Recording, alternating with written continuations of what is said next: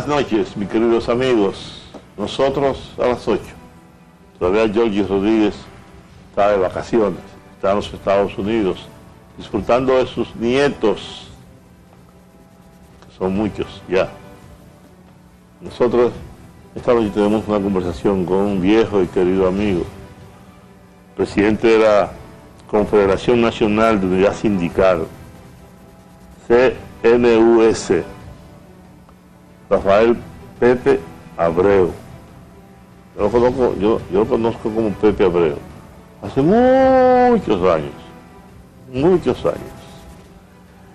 y ha jugado un papel muy importante en la sociedad dominicana, ha jugado un papel muy importante en luchar por las reivindicaciones de los trabajadores.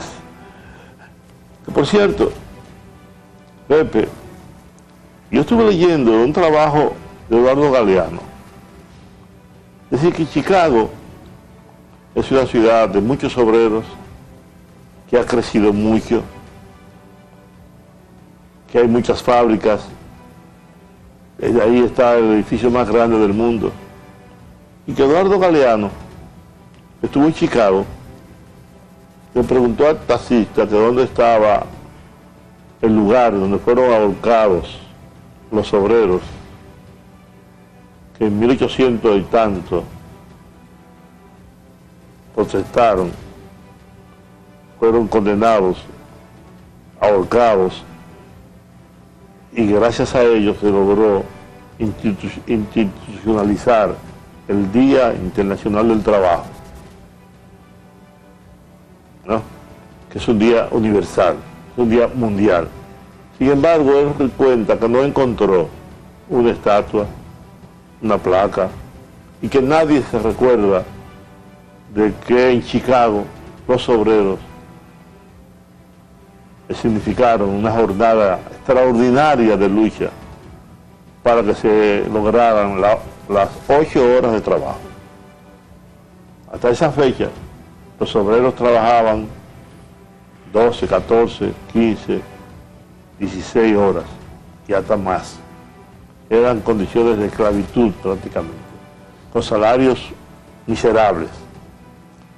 Y la clase obrera comenzó a hacer conciencia de clase, de su papel en la producción, de su papel en la historia. Y fueron brutalmente reprimidos, y un grupo fue apresado y condenado. Nadie recuerda aquella jornada de Chicago. El Día Internacional del Trabajo se celebra en todas partes menos en Estados Unidos. En Estados Unidos ese día se trabaja en un día normal. Sin embargo, en el resto, el Día Internacional del Trabajo es un día que se conmemore gracias a los obreros de Chicago. Perdone que haya dicho todo esto, que haya aprovechado la presencia de Pepe para decirlo, porque es una lástima que no recordemos aquella fecha tan importante. Buenas noches, perdóname Pepe, por esa introducción. No, esa introducción es magnífica y propia de un periodista como tú, ¿verdad? No un comunicador, periodista como tú, ¿verdad? Que ha profundizado en el estudio del tema como es. Y Juan, yo siempre le tengo que decir a los trabajadores que Estados Unidos, yo diría que inteligentemente sacó del calendario la fecha para sus fines, ¿verdad? Sí. Porque ellos no quieren ligar a un acto luctuoso el tema de esa recordación, que se da en su territorio. Pero me recuerda, Juan, que yo estuve precisamente con Rafael Santos, tu amigo Rafael Santos, en San Sebastián, en el País Vasco. Y yo le pregunto al muchacho que nos está sirviendo, un muchacho joven, si él sabe, si él conoce a Dolores Ibaruri Gómez, la pasionaria, Juan. Le pregunto, ¿verdad? Ese apellido, dice él, me parece vasco, pero yo no conozco a esa persona. Le digo, mire, aquí nació Dolores Ibaruri, ¿verdad? En este país, vasco. Un muchacho llamado Kepa, ¿verdad? Vasco. Y dice, voy a averiguar que yo que al tiempecito viene el muchacho, Rafael, Juan, y me dice, mire, sí, esa señora nació en tal lugar, en tal sitio, y hay una pequeña estatua de ella ahí. Sí. ¿Tú ves? O sea que como que se juega un poquito, ¿verdad? Como al olvido, en muchos casos. Así es. Y ella no sabía de la existencia de esa señora. Hay una canción de Víctor Manuel dedicada a ella, justamente, esa señora. Sí, porque un rol demasiado importante. Una gran mujer. Durante la Revolución, Sí. de la Guerra Civil Española. Una gran mujer. Y me recuerda también, Juan, que precisamente nosotros, en los estudios, viendo la cosa, nos dimos, tú sabes que se habla siempre, que la jornada se estableció primera vez en tal país, en el otro. Pero nada, fue la revolución bolchevique, ¿verdad? La que primero estableció las 8 horas, ¿entiendes? Claro. Pero es un tema que no se quiere admitir tampoco. Claro. No se quiere admitir. Claro, así leí yo ayer. Que le preguntan a una niña, ¿quién ganó la Segunda Guerra Mundial? Y ella dice, Estados Unidos.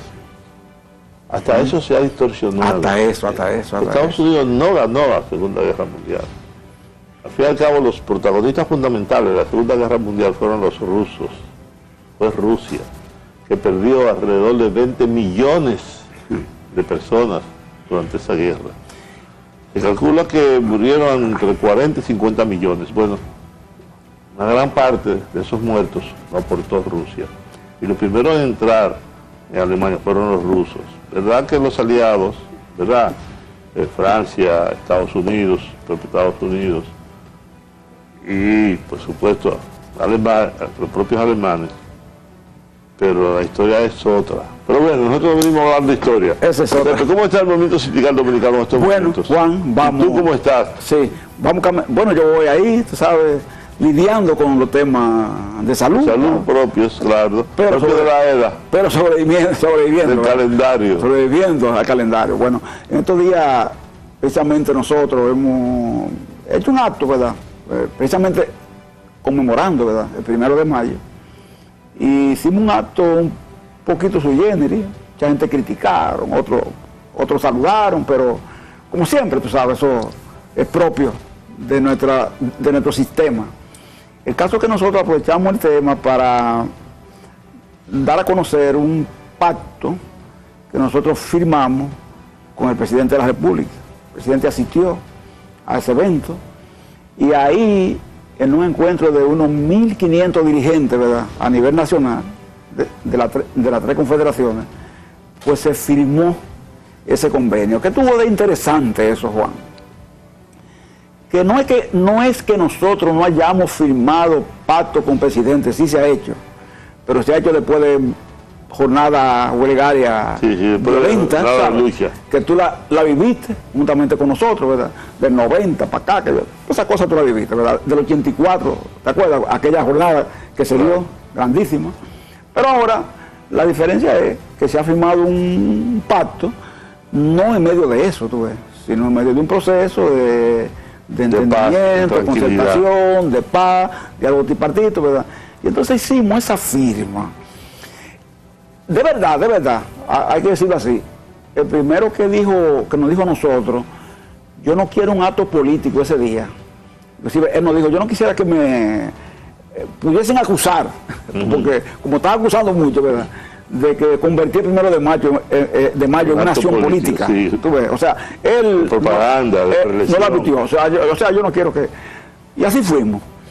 Ahora, yo te voy a decir una cosa, Juan, en medio de un acto, tú entiendes, de ese tipo, tú no necesariamente controla la acción de la gente, ¿verdad? Claro. La emotividad, que una gente hable, diga 4 años más, y así pasó, ¿entiendes? Así pasó.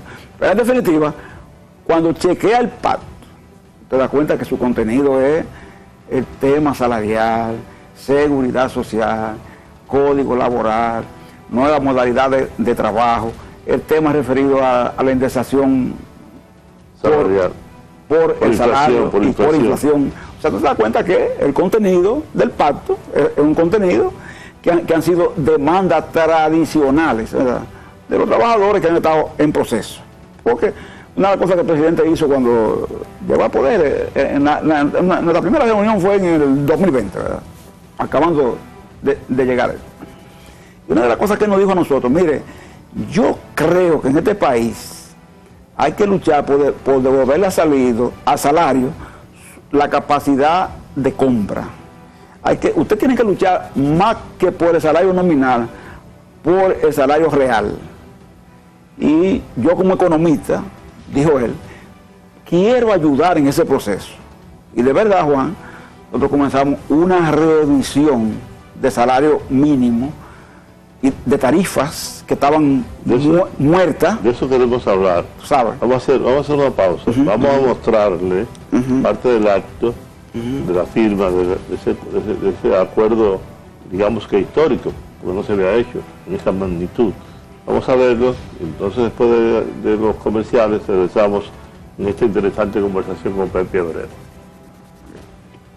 Eso no se debe, señores, a una casualidad ni a suerte. Son acciones tomadas cada día a llevar el termómetro de la situación económica y social nacional e internacional. ¿Por qué estamos creando más escuelas de Infotep en todo el país? Para mejorar la capacidad de los trabajadores, y eso aumenta la productividad. Entonces nosotros podemos decir también, en la medida que aumenta la productividad, tenemos que aumentar el salario. Y podemos decirle, como ha aumentado a los empleadores, aquí están las razones económicas para mejorar el salario. Y por eso lo hemos hecho. Y así por eso a los jóvenes le hemos creado más islas. Y por eso estamos aquí, que estamos en la UAS. Hemos hecho la mayor extensión de la UAS en su historia, para llevar el conocimiento a todas las regiones del país. Son todas esas acciones que confluyen en una mejoría y han sido planificadas, aún, como dije desde el principio, en la peor de las circunstancias que nos ha tocado a nosotros gobernar. Yo estoy optimista. Optimista porque en este gobierno no hay necesidad de conflicto, porque aquí hay consenso, aquí hay siempre apertura, aquí siempre los vamos a escuchar, porque la sociedad dominicana ha avanzado y va a seguir avanzando, porque así es que nosotros podemos desarrollar un país, desarrollándolo todo, mejorando la calidad de vida de todos y manteniendo la paz social.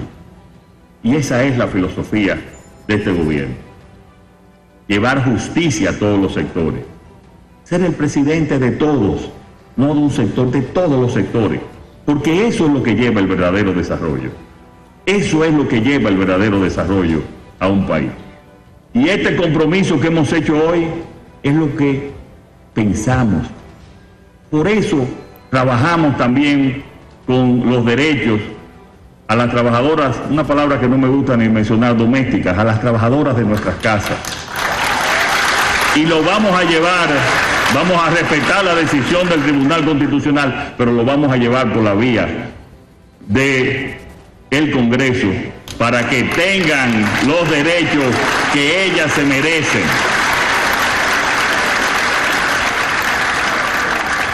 Y así hemos cumplido también muchos acuerdos de la OIT que antes, como dijo Luis Miguel, no se habían cumplido y nosotros lo estamos ejecutando.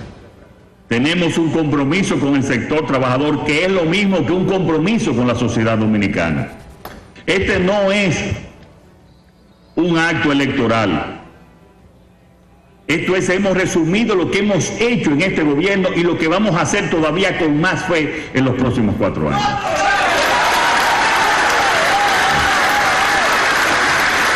Hoy, mirando un poco hacia atrás, podemos decir sin dudar a duda alguna que como país somos más grandes y somos mejores, que hoy estamos mucho mejor que en el pasado, cuando no se atendieron temas claves, cuando no se creyó ni se apostó por fortalecer el diálogo, ni por procurar concertaciones en las que todos ganemos. Y sé que mañana seremos aún mejores, pues es lo que hoy se ha sembrado y nuevamente hoy sembramos aquí. Entonces, usted tiene que decir que un presidente así piensa en lo que se denomina el equilibrio social, disminuir la distancia sociales, que es lo que tiene que hacer un jefe de Estado, un presidente. No gobernar para un sector, sino gobernar para todos los sectores de la sociedad.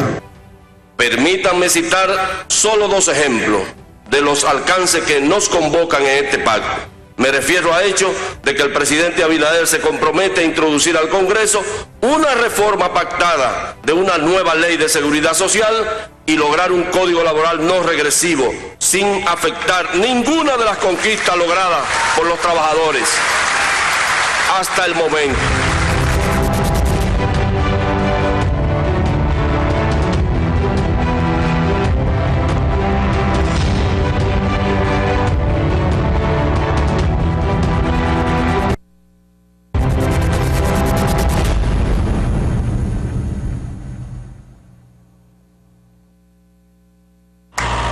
Héctor, con el apoyo de Banreservas, duplicó su producción de arroz este año. Chicho, Salvador y Ulloa.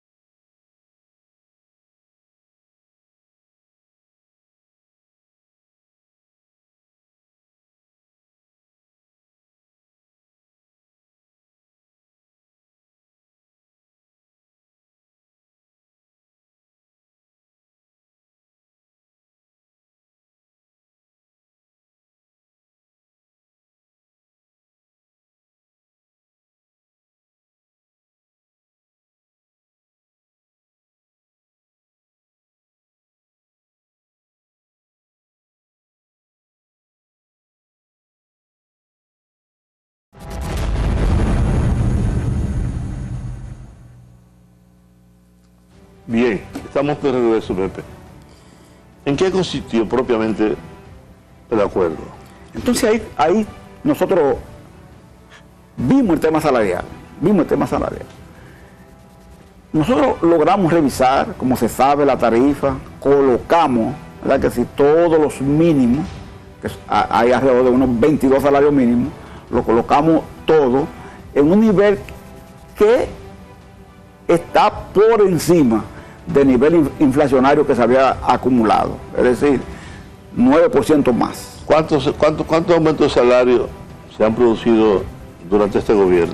Bueno, en el sector privado, que es sector básicamente que nosotros trabajamos, ¿verdad?, sector privado, más que público, es el privado, sí. Alrededor de unos 23 salarios mínimos se han revisado, con una tarifa histórica que creamos, Juan, que es el tema trabajadora doméstica, que por primera vez, ¿verdad?, hay que saber que las trabajadoras domésticas fueron reivindicadas por Mauricio Báez y Justino José del Orbe. Hace mucho de eso. Que tú conociste a Justino José del Orbe, ¿verdad? Y yo también. A Mauricio Báez no, porque lo desaparecieron jóvenes, ¿verdad? Pero a él sí. En Cuba. Exactamente. Y de 1945 ellos reclamaban la incorporación de la trabajadora doméstica al escenario salarial. Fue ahora, ¿verdad? Que ha ido desapareciendo con el tiempo. Ahora es difícil conseguir una trabajadora doméstica. Exactamente. En este gobierno donde llegamos a un acuerdo para construir una tarifa salarial para la trabajadora doméstica. Y logramos construirla estableciendo un mínimo, recordar que el mínimo es eso, un piso mínimo claro, de 10,000 pesos. Pero además, Juan, logramos llevar el tema de que quede protegida por la seguridad social, en salud, en riesgos laborales, ¿sabe los riesgos que tiene una mujer, verdad, que trabaja en un hogar? Pero además incorporamos el tema referido a la pensión solidaria, a cuando una mujer termina su capacidad productiva, por lo menos tenga la oportunidad de recibir una mínima pensión. Eso, por supuesto, fue impugnado por un sector empresarial, de abogados empresariales, que impugnaron esa parte, y el Tribunal Constitucional lo revirtió, y entonces ahora está en un proceso de que el Congreso lo conozca. Pero, ¿qué es lo importante de eso, Juan? Que por primera vez a una trabajadora como la doméstica se le da visibilidad, se toma en cuenta. De ahí fuimos revisando entonces la tarifa de la construcción, Juan, que tú fuiste de esa área, en la baritería, ¿verdad? ¿Verdad? Tú fuiste de ahí, ¿verdad? Sí, yo estaba ahí. Tuviste hasta en huelga. En Feticón, claro. En Feticón, ¿verdad? Juan Medina. Ah, sí, Juan Medina, entonces. Que muchos años fue el líder. El secretario general, sí, ahí de muchos años, claro. sí. Entonces, ahí revisamos las 7 tarifas, ¿verdad? El área concernida en el área de la construcción. Revisamos las 3 de la gran empresa mediana y creamos la PYME, que no tenía una tarifa en específico. Revisamos la de los guardianes privados, que es otra tarifa diferenciada, y la de los trabajadores que laboran en organizaciones sin fines lucrativos, o sea, las ONG. Toda esa tarifa, nosotros le hicimos esa revisión, pero lo más importante, Juan, del aspecto salarial es el compromiso que se hizo en el pacto, que es darle a esa revisión un proceso de continuidad. ¿Por qué? Porque lo que estamos firmando ahí, lo que establece es que en lugar de hacer esas revisiones bianuales que nosotros hacemos, tratar de hacer esas revisiones de manera anualizada para que el salario que se pierda, ¿verdad? El poder de compra que se pierda, ¿verdad?, pueda ser redituado inmediatamente. ¿Y cómo se hizo lo de la indexación? Porque eso sí es importante, la indexación salarial por inflación. Ahí estamos. Recuerda que en aquellos tiempos cuando Balaguer, cuando la Grande Suéleda, eso comenzó por la indexación hasta 3,000 pesos. Sí. Entonces fue caminando. La verdad que los gobiernos le cogieron miedo porque llegó a exceptuar los salarios hasta un monto de 45,000 pesos. Entonces ya los gobiernos lo que hicieron fue para el tema, ¿verdad? El gobierno anterior nos pasamos un largo tiempo tratando de que ellos pusieran eso en vigencia. Nuestro amigo Guaracuya, ¿verdad?, era director de Impuestos Internos, Magín Díaz, después. Ellos no quisieron meterse en eso porque alegaban que no había manera de sustituir entonces esos fondos que el gobierno captaba por esa vía, y que por eso no lo quisieron hacer. Entonces ahora planteamos. Y el tema también empresarial. No todos los empresarios estaban de acuerdo. Y siguen no estando. Entonces por eso se planteó el tema como uno de los puntos a discutir en lo que se denomina el Consejo Consultivo del Trabajo, que es un órgano que se ha creado, donde están los empresarios, estamos nosotros y está el Estado. O sea, una mesa tripartita. Luis Miguel Decán, el ministro de Trabajo, es que está presidiendo esa mesa. Entonces ahí vamos a discutir eso, a arribar a eso, porque el empresario lo que tiene miedo es, Juan, a que si ese impuesto deje de hacerse, ¿verdad? Por ejemplo, a los trabajadores. Entonces ellos se preguntan, ¿y sobre quién va a recaer? Y entienden que es sobre ellos, ¿entiendes? Entonces ahí hay un contrabalance en el que tenemos que discutir el tema, y por eso se puso en el pacto con el objetivo de abrir una apertura en la discusión para incorporar a través del Consejo Consultivo también al sector empresarial. No se habló esa discusión sobre la modificación del Código de Trabajo. Ahí se habló. Porque ahí hay un conflicto muy serio entre ustedes y los propios empresarios. El gobierno no es más que un mediador. Perfecto. Entre ustedes. Perfecto. Sí, Juan, ahí se habla, y en el resumen que se hizo, ¿verdad?, de lo que significa ese acuerdo, se planteó, primeramente, ¿verdad?, que tenemos que admitir que el Código de Trabajo tiene que sufrir cambios, porque claro, hay inclusive hasta tipos de trabajo que no existían en el 1992, el trabajo a distancia, el de plataforma, o algunas modalidades. Claro, además las redes sociales y el propio COVID obligó a cambiar, a modificar la esencia misma del trabajo en muchos sectores. Esa es la verdad, ¿verdad? Entonces, mirando eso, nosotros estamos conscientes de que hay que hacer cambios. Bueno, hay que hacer también cambios en el aspecto procedimental. Tú sabes que hay muchos abogados que también abusan en alguna forma de algunas brechas que el código permite, y hacen los famosos embargos temerarios, tú sabes, contra empresas, contra pequeñas empresas, contra hoteles, cosas así que a nosotros no nos interesan, por supuesto. Entonces, está la otra parte, que es la visión que tiene el sector empresarial, que quiere eliminar uno de los puntos fundamentales para el trabajador. Los derechos adquiridos. El tema referido a la cesantía laboral, claro, que ellos lo entienden como un factor para ellos imprescindible, irrenunciable. En las revisiones que hemos estado... Por otro lado están ustedes también, que están cerrados a banda. Exactamente. Entonces, porque no es imposible. Estamos cerrados, ¿verdad? Entonces, en este aspecto, se va a abrir la discusión, va a continuar la discusión, para ver qué punto de advenimiento podemos buscar. Los empresarios nos están planteando ahora, ellos dicen, la cesantía no es eliminarla, dicen ellos, es poner un techo, dicen ellos, un techo. Un techo quiere decir, bueno, vamos a poner un techo de 5 años, dicen ellos, un techo de 6 años. Que se revise cada...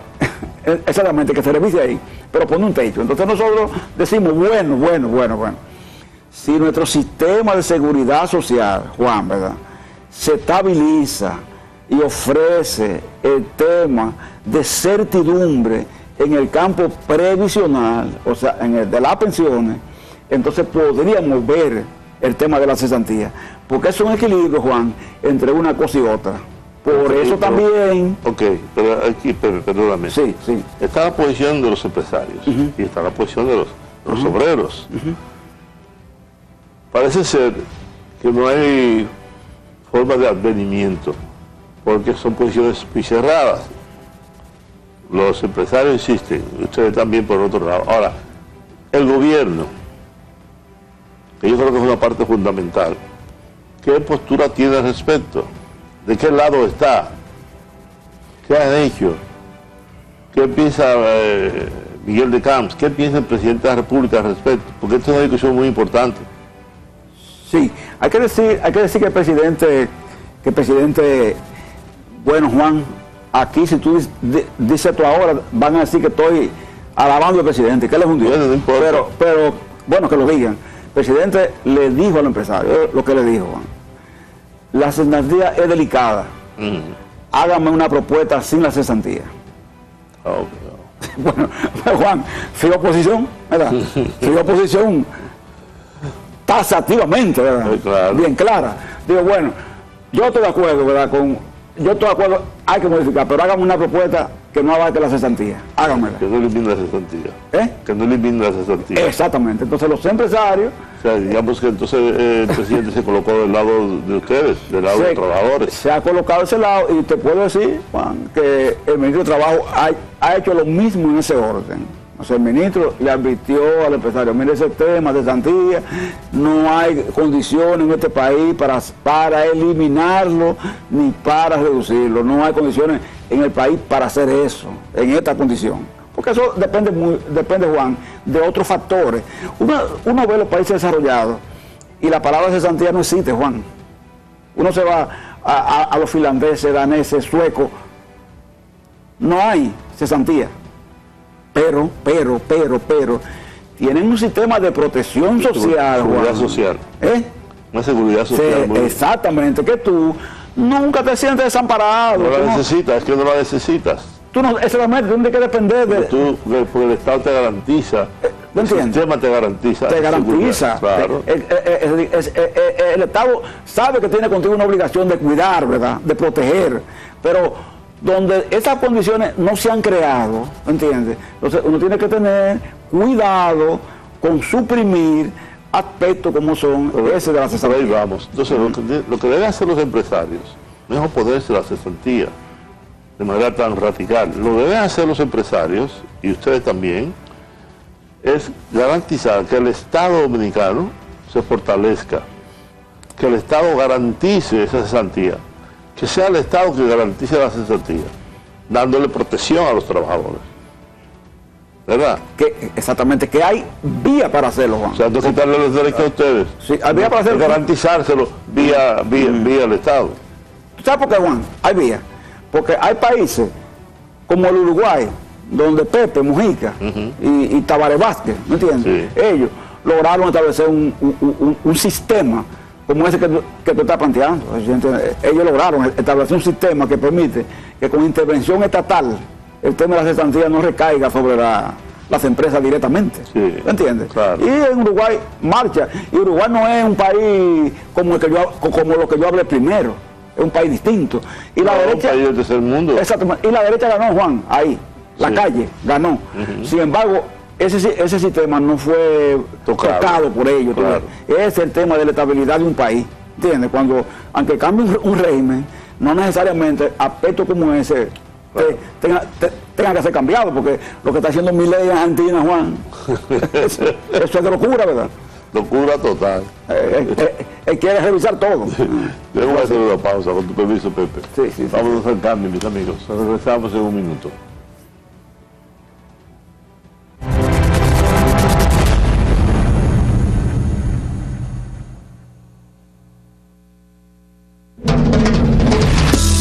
Hoy, aunque Julia está allá en los países, está cerquita de su papá aquí en Moca, enviándole los chinitos de la compra del mes por la nueva app.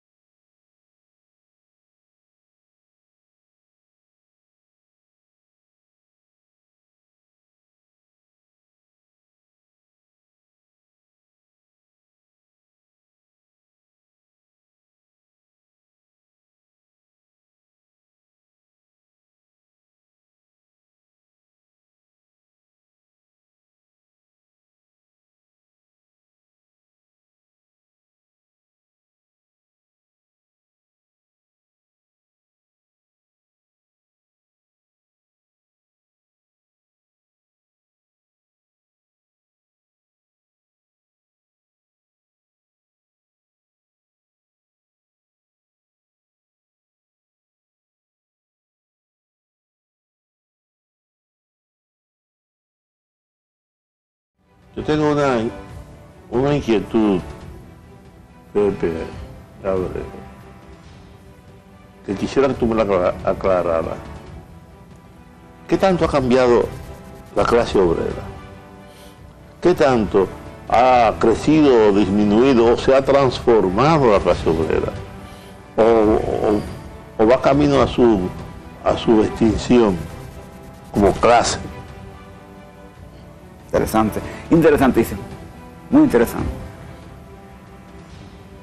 Dime a ver. Interesante. Porque en la época que yo fui un obrero, muchos años de mi vida, y yo era ebanista, tenía un taller de ebanistería, fui dirigente del Sindicato Nacional de la Industria del Mueble, por eso estuve en Fenticón, justamente dirigido por Fadul, por Levensán, Luis Felipe Rosa Hernández, que era orientador mío y del sector obrero en ese momento. Perdimos unas elecciones por escaso margen y yo no salía de la federación, no salía del sindicato, del comercio. Sin embargo, al pasar los años y irse desarrollando las sociedades, la ciencia, la tecnología, los obreros han ido especializando, han ido cambiando ya el serrucho, el martillo, la plana. Ahora hay manera de construir una casa distinta, etcétera, etcétera, etcétera. Sí, se ha tecnificado, se ha modernizado las sociedades. Y, como decía el presidente del Foro Económico Mundial, todo ha cambiado y seguirá cambiando. Sí. Y antes teníamos sociedades que eran rurales, ahora son urbanas. Ya la gente vive en los campos, vive en las ciudades, donde se han producido grandes transformaciones. La robótica, la inteligencia artificial, todo eso ha contribuido a cambiar el mundo. Y entonces, ¿cómo encajan ustedes? ¿Cómo encajan los trabajadores en ese mundo tan diverso y complejo al mismo tiempo? Juan, te vi poniendo a Mercedes Sosa y ella hablando del cambio y de cómo todo cambia y que por eso que yo cambie, dice ella, no es extraño. ¿Viste? La gente cree que no, pero se cambia. Cambia, todo cambia. Aunque uno no lo quiera. Mira, yo, por ejemplo, vi a los alemanes, a los trabajadores alemanes, explicar en OIT qué estaba sucediendo en Alemania con ese obrero que era su orgullo, ese obrero preparado, ese obrero calificado, como llamaban ellos, en la soldadura, en las tuberías, en las armaduras, es decir, esos obreros de gran calificación alemán. Entonces ellos decían, hoy estamos preocupados, los sindicatos alemanes, porque esos obreros nuestros, nuestro orgullo especializado, están siendo desplazados por procesos automatizados, Sí. que hacen lo que ellos hacen sin tener la calificación. Te voy a poner un caso. Yo estuve en China Popular. En China fui a una fábrica de autos. Miren, amigos, no hay un solo obrero.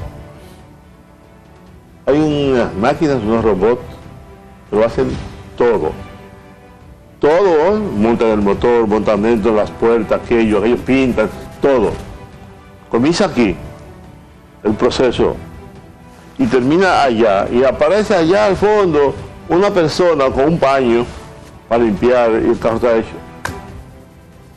Eso pasa con muchas otras máquinas, ¿no?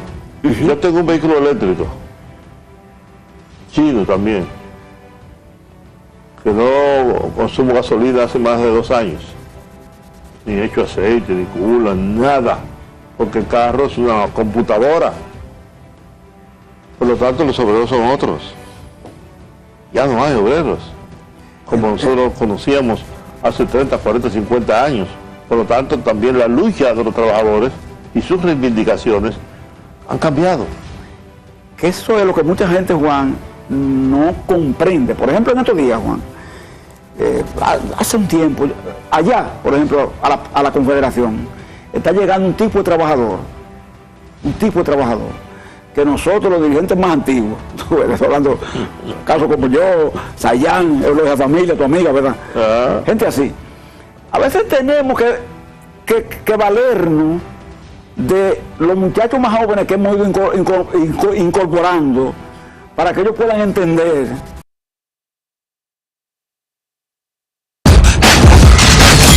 ¿Eres Batman?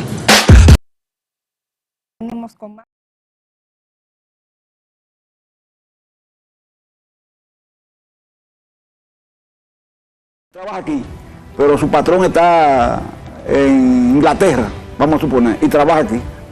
Pero él no tiene esa conexión con ese trabajador clásico que nosotros conocimos. Por ejemplo, yo le decía en estos días a alguien, a Dania Gori, no conocerla, claro. Y yo le decía, Dania, yo me fijo, ¿verdad?, que nosotros antes andábamos, Juan, por una fábrica regando un volante, ¿recuerdas, Juan? Eso, un volante mariposa para regarlo. Una convocatoria había que hacerla directamente, yendo fábrica por fábrica. O, en última instancia, lo más moderno era por teléfono, no se pone. Hoy, los muchachos te dicen, nosotros tenemos un grupo de WhatsApp y nos vamos a convocar. Cuando a mí me dicen eso, Juan, yo digo, ¿ustedes están seguros de que eso es efectivo y de que van a llegar la gente? Sí, la gente responde por el WhatsApp, sí. No hay que llamarlo a cada uno, ni ir físicamente allá. Claro. Pero yo, Juan, ahora todo el mundo tiene un grupo de WhatsApp. Yo lo creo cuando lo veo, cuando están ahí ya, porque yo dudo que esa gente esté convencida de la importancia que tiene ir a ese encuentro, tú ves. Porque mi mentalidad claro, no me permite a mí creer en ese método, pero funciona, Juan. Así es. A ellos les funciona. Tenemos que hacer una pausa. Ya, regresamos con el final del programa. Vamos nosotros.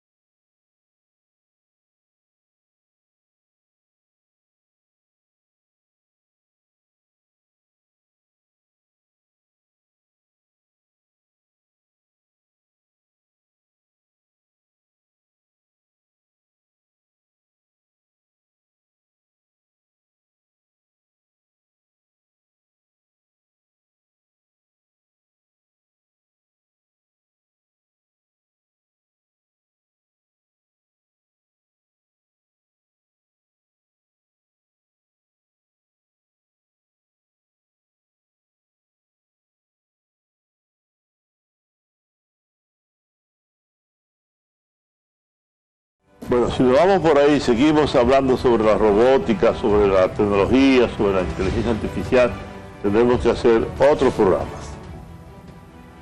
Volvamos a la realidad. El pacto social, los acuerdos, finalmente, ¿qué tanto favorecen a los trabajadores? Tenemos, Juan, en ese pacto un punto trascendente que no podemos dejarlo en nosotros a las 8. Y es el tema referido a nuestro sistema de seguridad social, Juan. Nosotros tenemos un tema que sabemos que es grande, ¿verdad? Hay que modificar, por cierto, la ley. ¿Eh? La ley debe ser modificada. Hay que modificarla, Juan. Tenemos un sistema de salud que tiene muchas exclusiones, pero tenemos sobre todo, Juan, un tema que es régimen contributivo subsidiado que no ha podido ser puesto en práctica. Ahí es que están los chiriperos, vendedores ambulantes, taxistas y hasta profesionales liberales. Los informales. ¿Ves? Exactamente, gente informales que no tienen un empleador específico.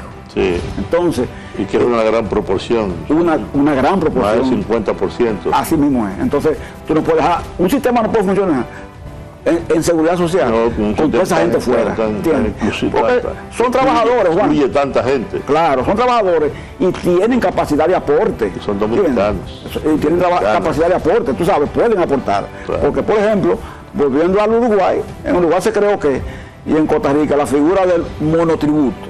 ¿Qué quiere decir eso? Que una persona que tiene una mesa en un mercado, ellos lo registran y lo ponen a pagar. Sí. Lo que pasa es que le ponen a pagar un monto, no le pueden poner el monto de una gran empresa, ¿entiendes? Sino que le ponen un monto que él pueda pagar por él y la familia.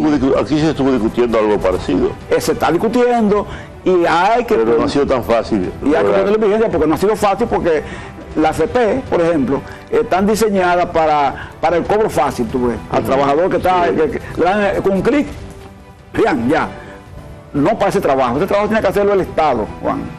Entonces, de eso fue que hablamos en el pacto, porque el Estado, como ha sido exitoso con SENASA, Juan, lo ha sido, ¿verdad? Sí, muy porque tiene contributivo, ¿verdad?